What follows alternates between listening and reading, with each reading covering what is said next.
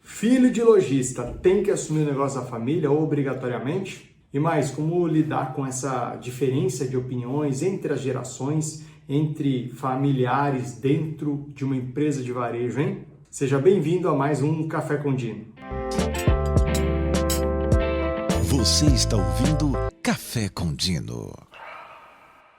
Cafezinho aqui na mão, espero que você também esteja aí com seu cafezinho para a gente poder fazer essa pausa importante para falar de planejamento de marketing, falar de organização e naturalmente olhar para o futuro. Afinal de contas, as suas decisões de hoje aí na sua loja construirão aquilo que você vai colher no futuro.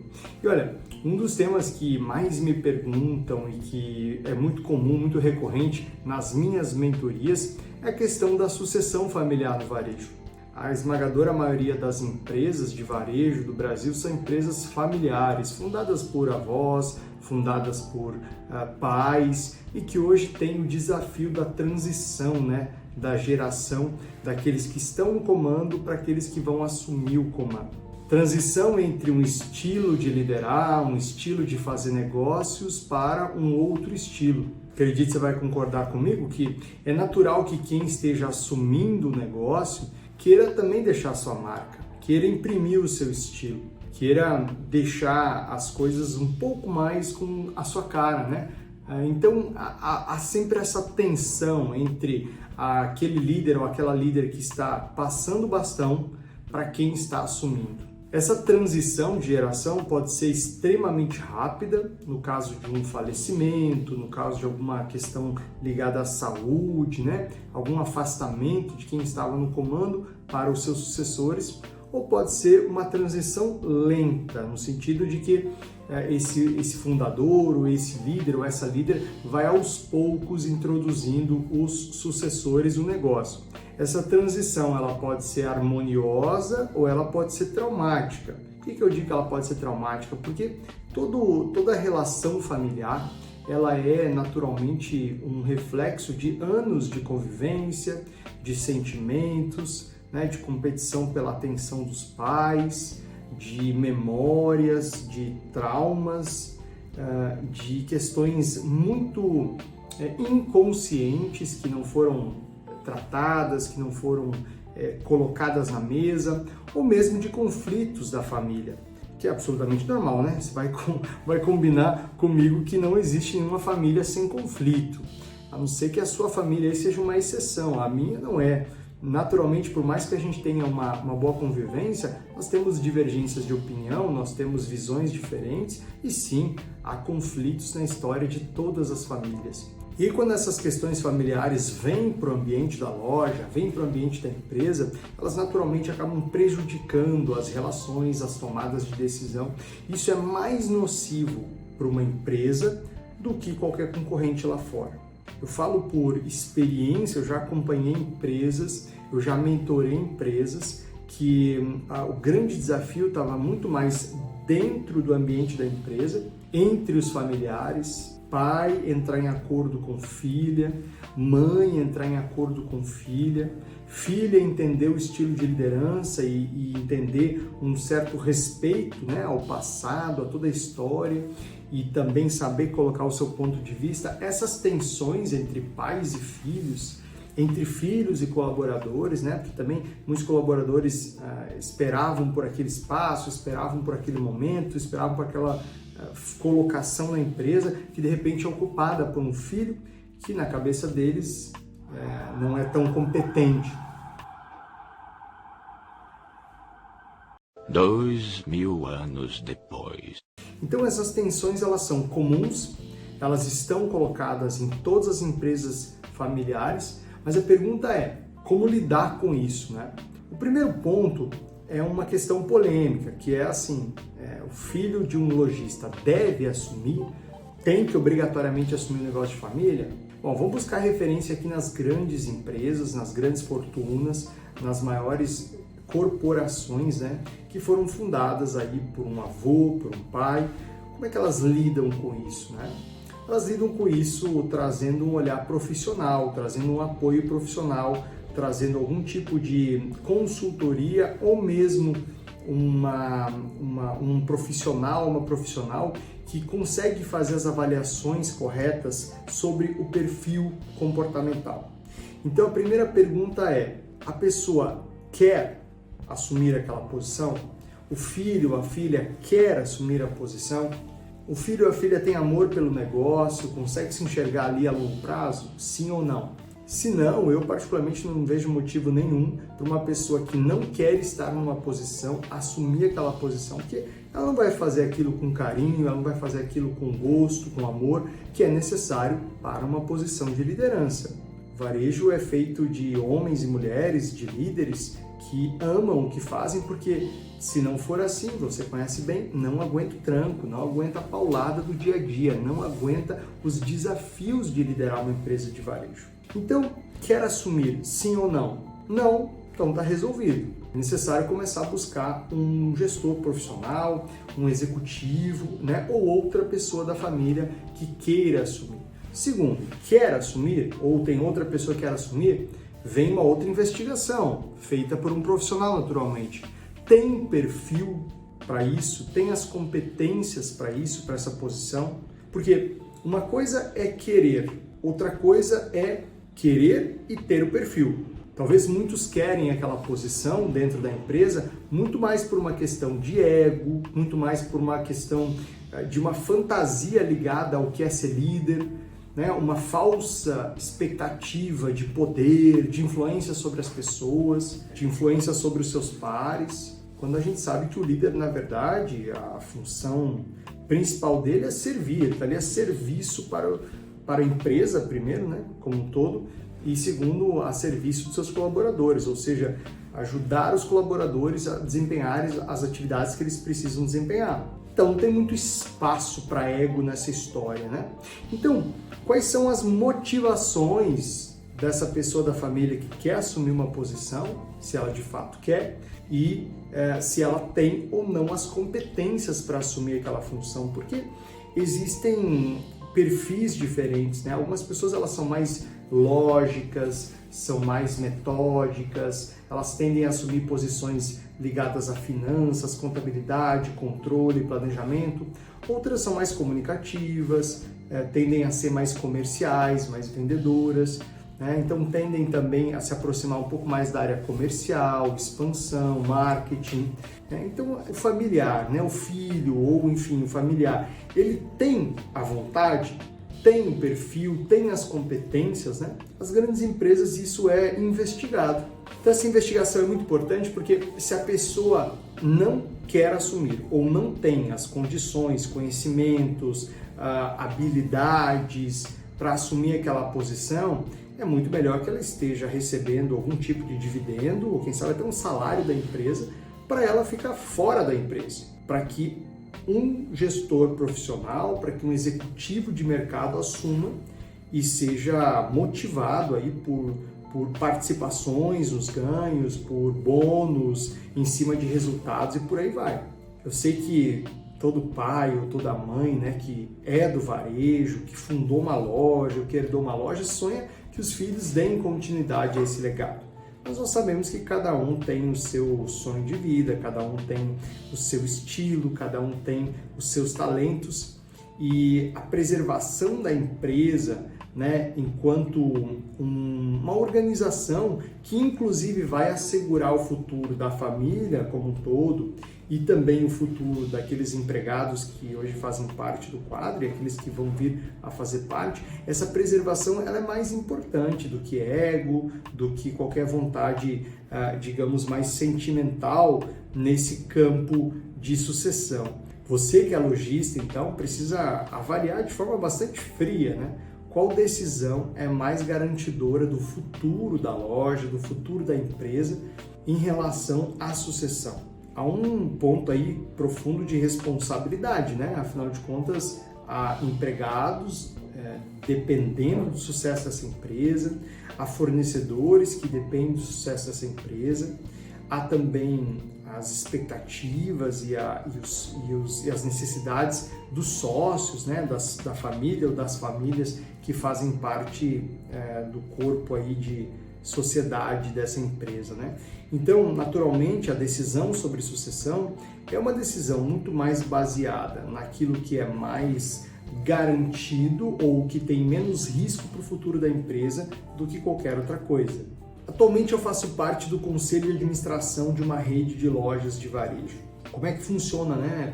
Como é que isso ficou colocado nessa rede, que é uma grande rede de um faturamento milionário e que é comum a outras empresas que são do tamanho dela ou até maiores que elas, mas pode inspirar aí um modelo para você aplicar também na sua empresa, que é a formação de conselho de administração e conselho de família. Como é que isso funciona? Os familiares que não fazem parte da empresa, os familiares que optaram por não fazer parte da operação do dia a dia da empresa, mas são, de certa forma, sócios, ou mesmo os familiares que até queriam fazer parte, mas não têm a competência, a formação, né, as habilidades para fazer parte, eles formam um conselho de família. Nesse conselho de família se votam as questões relacionadas ao futuro da empresa, as questões relacionadas à estratégia da empresa, os próximos passos dos próximos anos. Nesse conselho de família se define a vontade dos sócios, né, em relação ao que os sócios querem da empresa para os próximos anos. E nesse conselho de família, os votos eles são proporcionais à participação de cada um. Então, naturalmente, quem tiver participações maiores vai ter mais votos e por aí vai.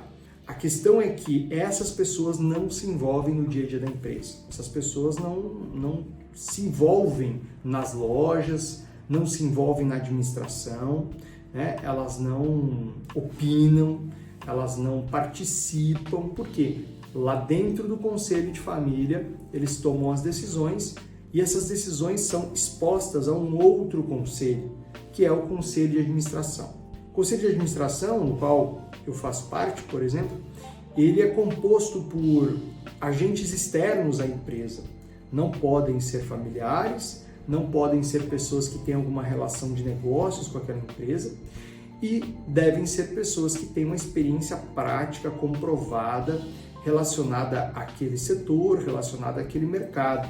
E dentro desse conselho de administração, normalmente são números ímpares para desempate em possíveis votações.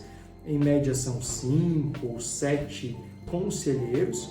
Muitos são senhores já aposentados que foram presidentes de empresa ou que são grandes empresários. No caso do nosso conselho, eu sou o caçula, porque eu fui convidado pela expertise que eu tenho naquele mercado onde essa empresa atua e também a experiência em marketing. Mas estou lá como um caçula, literalmente, né? Os demais conselheiros têm idade para ser aí, meus pais ou quem sabe até meus avós. E eles são homens muito experientes, com quem eu aprendo muito. A questão é que o papel do conselho é assegurar que a empresa está tomando decisões que levarão essa empresa até o desejo dos sócios. Então, a família, o conselho de família, os sócios tomam decisões, expressam os seus desejos, expressam onde eles querem que a empresa chegue nos próximos anos. O conselho de administração entende esse desejo e ele avalia se no dia a dia, diante daqueles resultados que a empresa tem entregue, diante dos planos da empresa, diante do planejamento que a empresa tem, se ela está se aproximando ou distanciando. Um conselho, ele reporta essas indicações, reporta esses conselhos mesmo, literalmente esses conselhos, ao presidente da empresa, que é o executivo-chefe. Então veja, se a gente pensasse hierarquicamente, né, no alto da hierarquia está o conselho de família, onde os sócios tomam suas grandes decisões. Abaixo do conselho de família está o conselho de administração, que é um conselho composto por agentes externos que assegura que o desejo dos sócios está sendo executado pelo presidente da empresa, pelo seu executivo número 1 e pelos seus liderados. Existe uma expressão em relação a conselho, né, que diz nose in, hands out, ou seja, o nariz dentro, né, farejando, entendendo, conhecendo, mas as mãos fora porque ele não pode operar, ele não pode chegar à operação, não pode participar da operação. Abaixo do conselho de administração está o CEO, o presidente da empresa, e abaixo dele seus executivos. Nesse desenho, a execução do dia a dia, que é aquilo que é feito pelos executivos, diretor de logística, diretor de vendas, diretor de marketing, diretor de compras, diretor financeiro, de planejamento, enfim, ou superintendentes, e abaixo deles os seus gestores, os seus gerentes,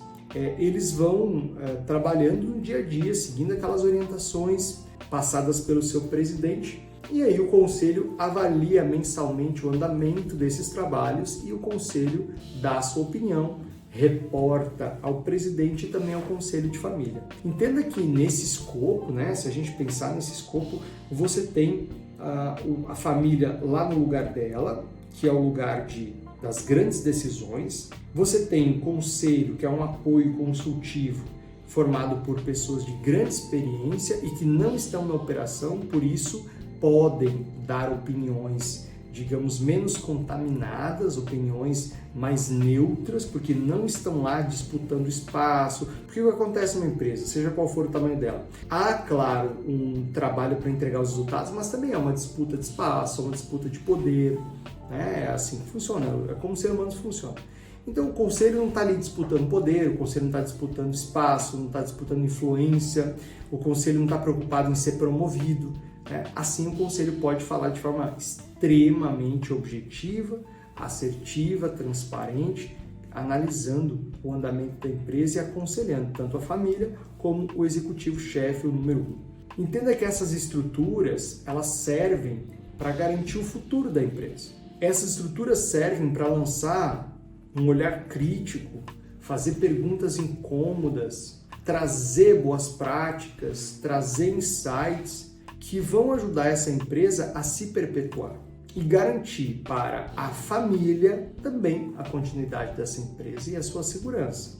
Entende que, por vezes, é melhor que a sucessão ela seja profissionalizada e que um executivo experiente de mercado, movido pelas metas, movido pelos seus resultados, possa assumir com mais competência do que um familiar, que possivelmente pode ser mais feliz e mais realizado em outras funções, em outros mercados, em outros segmentos. Eu mesmo sou um exemplo de alguém que decidiu não continuar dentro da operação de um negócio de família. A minha família é de supermercadistas, eu sou sócio de uma operação de supermercado hoje, mas lá quando eu tinha 16, 17 anos, eu decidi que eu não iria participar do supermercado.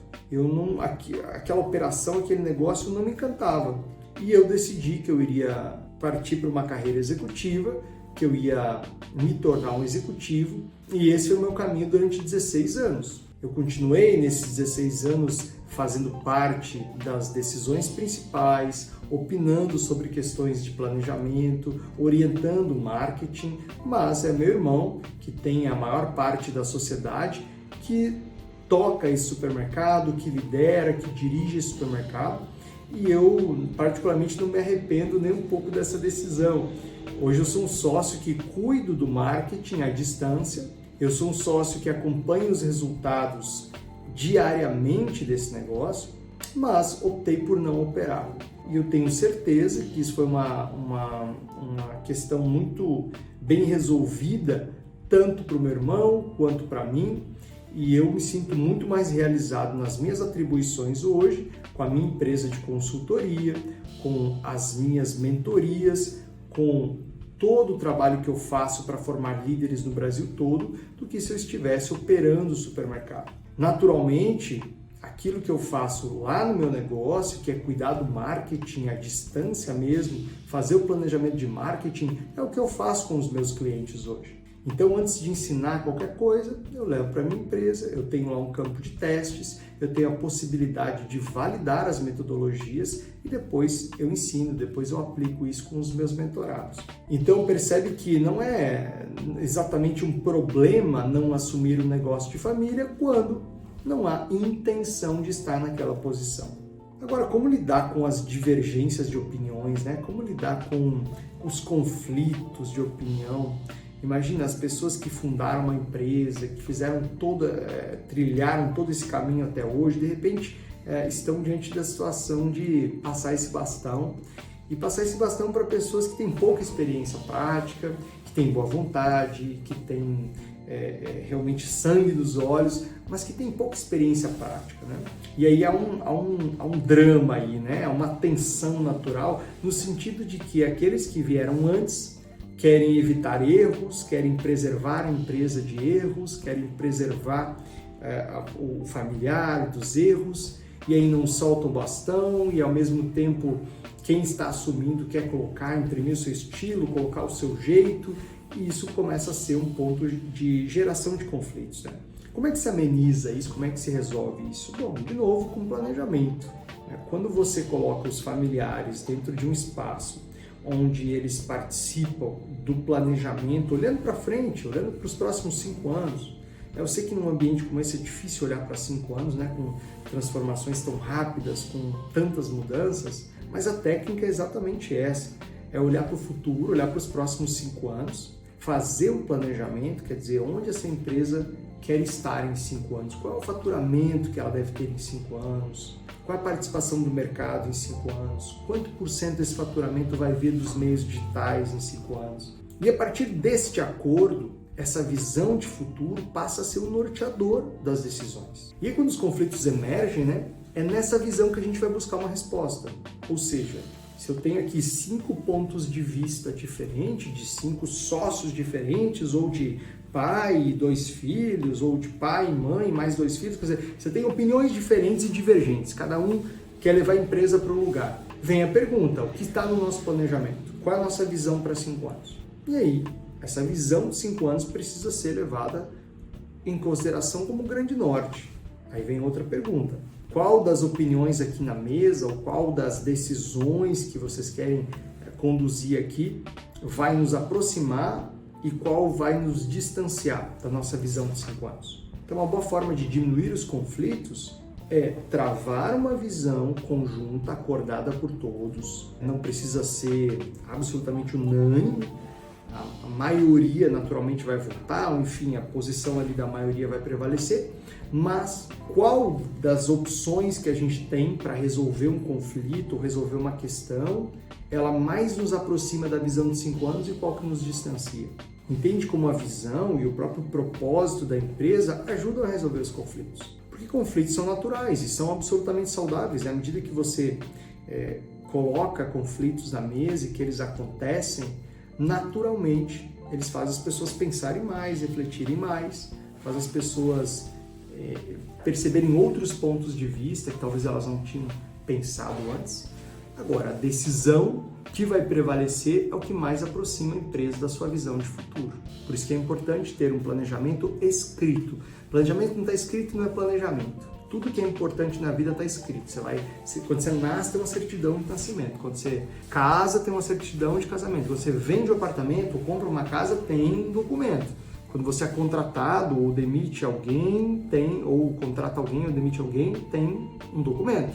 Então, tudo aquilo que é importante está escrito. O planejamento precisa estar escrito. E esse planejamento vira o nosso norte. Agora, tem uma questão que eu já discuti com meu irmão algumas vezes e que eu já comentei em outros fóruns, né, em outros espaços, especialmente com os meus mentorados, que é a questão ligada à preservação da família, né? Negócios vão e vêm, dinheiro vai e vem, a família não.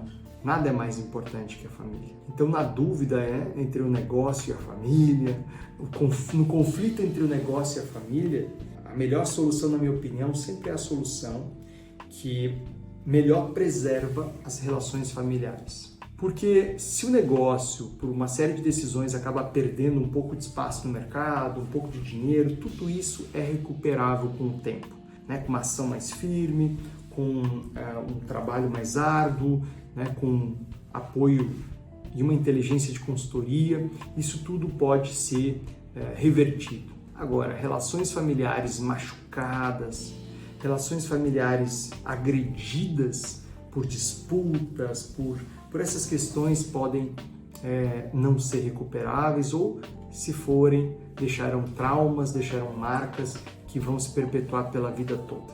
Eu já vi muitas pessoas, na hora de partir, se arrependerem por não terem tido uma relação ainda melhor com os seus familiares, com as pessoas que amam. Então, na dúvida entre empresa e família, pense naquilo que vai garantir o futuro da empresa, preservando as relações familiares. Aproveite hoje e dê um abraço na sua família, diga aí para sua família o quanto ela é importante, o quanto seus familiares são importantes, estando ou não na sucessão, estando ou não dentro do negócio, estando ou não dentro da loja. A família é uma fonte de alegria, de motivação, né, e uma conexão que dá sentido para a nossa existência. E eu quero dizer que você que está aqui ouvindo esse podcast, assistindo esse vídeo no YouTube, de certa forma faz parte da minha família, afinal de contas você dá para mim esse espaço onde eu posso me expressar, onde eu posso compartilhar ideias, onde eu posso compartilhar as minhas provocações. Então, obrigado. Quero aproveitar e mandar um grande abraço para o meu irmão Deni, para minha mãe Terezinha, para o meu outro irmão Demércio, né, que a gente chama de Guino, que a gente tem esses nomes estranhos nessa família, para as minhas cunhadas e, claro, para o meu saudoso e falecido pai Demétrio, que foi um grande comerciante e que nos ensinou que as relações familiares são mais importantes do que qualquer sucesso financeiro. Espero que você tenha gostado desse podcast, de mais esse Café com Dino, e a gente se vê no próximo episódio. Se você gostou, encaminha esse podcast para um amigo, para uma amiga que está vivendo esse drama da sucessão no varejo. Forte abraço! Esta foi mais uma edição do Café com Dino. Não deixe de acompanhar nosso canal no Telegram e de seguir o Instagram @DinoQuino.